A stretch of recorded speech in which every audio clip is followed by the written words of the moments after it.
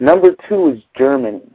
And if anybody knows the scandal of the Nazi gold in the Vatican, how, millions and millions of dollars of gold went just missing, the Nazis had confiscated from all the people that they murdered during the Holocaust. And I'm not talking about just Jews, I'm talking about Poles, and I'm talking about all kinds of people that were murdered by the Nazi regime.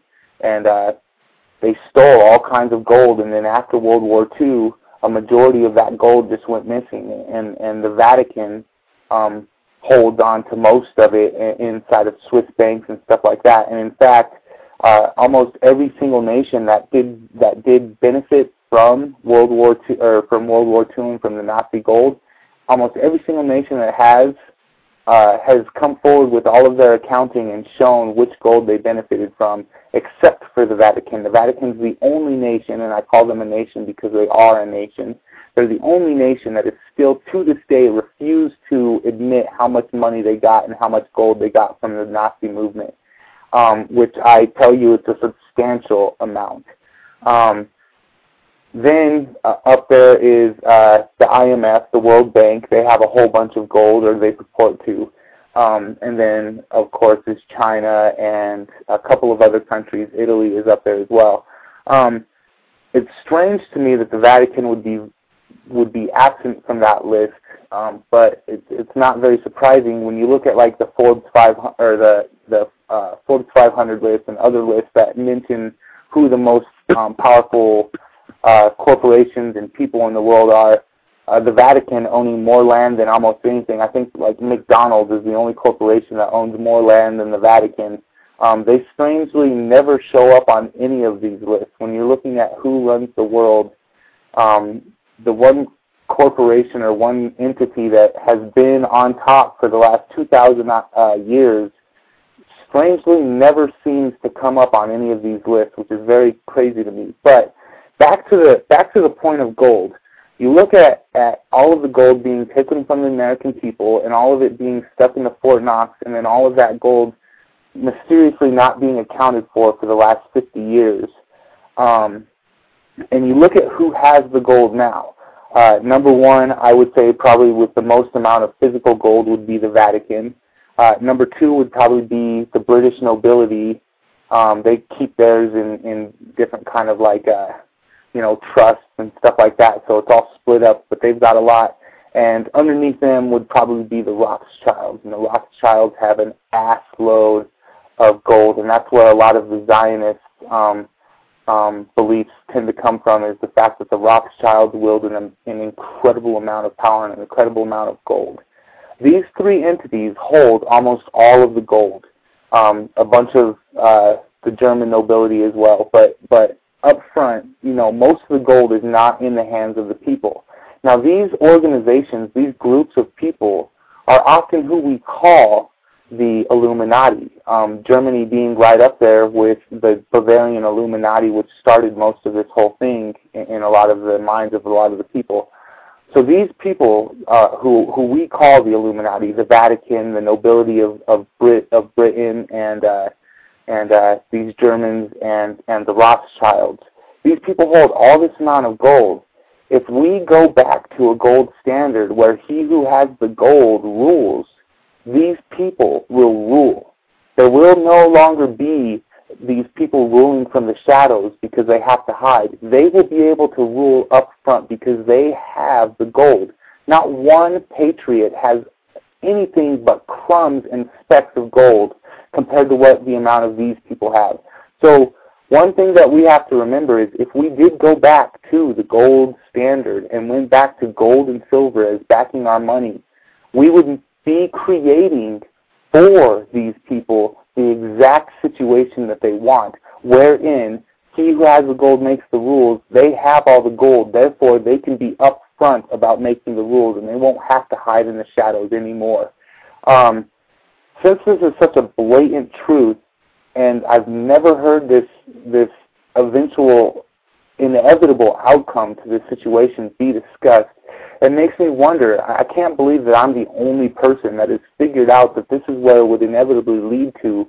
So I wonder why so many people who would consider themselves or purport themselves to be leaders of our movement and say that they have our best interests in mind, why would they promulgate the idea of going back to gold and completely ignore that one overarching fact that if we did go back to gold, the people who we are fighting so much right now to try and regain control of our lives from would be placed in an undeniable position of absolute power because they hold all the gold.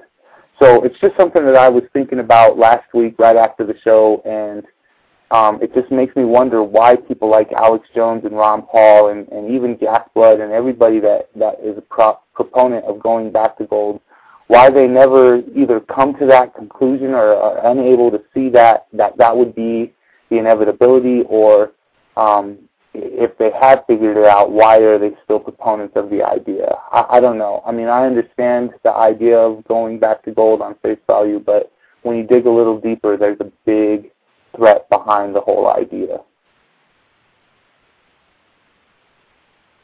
Is anybody there? Am I the only one? Oh, I'm here. Yeah, we're all here. Okay. We're listening. So that's my rant. What do you guys think about that? Go ahead, Dominic. Oh, listen, you just blew my mind because you've dug further down that rabbit hole than I have, and you've obviously discovered what's there to be discovered. I mean, yeah, when you lay it out like that and you put it out, it's like, well, if we go back to this, well, who has all the gold? I mean, that explains it. He who has all the gold wins the game. So what they always do is create situations where we beg for their solutions in the first place. And you've laid it out perfect there. I mean, that's what we're going to do is we're going to go to them and ultimately say, oh, please help us. And it's like it's a death blow. It puts them in charge and in power. And it also, I mean, when you started going into that 70-year cycle, like it really pieced something together for me in another regard, because in one aspect I always considered 9/11 to be one of the biggest bank heists that was ever pulled off in this country because of all the gold that was reportedly stored in the sublevels of the World Trade Center, which only like 4 or 5%, I think, ended up being accounted for when it was all said and done. And most likely that was inside the truck they found that had been trapped during the subway collapse, I think it was, where they found a truckload of gold bricks, which pondered the question, how did they get in there so fast to start loading the trucks in the first place? Well, yeah, you really pieced that together, and I think you hit the nail right on the head. I couldn't agree more. Yeah, and actually that what you just mentioned was the one thing that I forgot to mention that me and Ghost were actually talking about last week, is the fact that 9/11 would have been just a year or two after the next bankruptcy cycle, and that was one of the major things.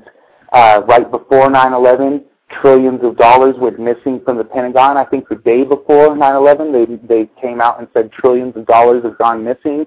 And then that day, who knows how much gold that was in the World Trade Center went missing, because there's no record of it now. So that would be right on point with international bankruptcy and right on point with trillions of, or maybe billions of dollars disappearing, and who knows how much gold they took from us that day.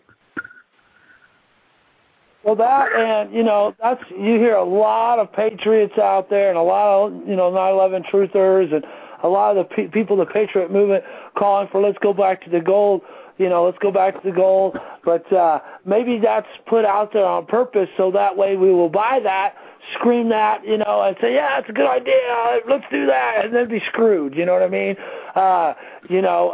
Hate no one, fear no one, but suspect everyone, man, because maybe that's what they want us to do, you know what I mean? And because that would put them right back into power even more, I think, now.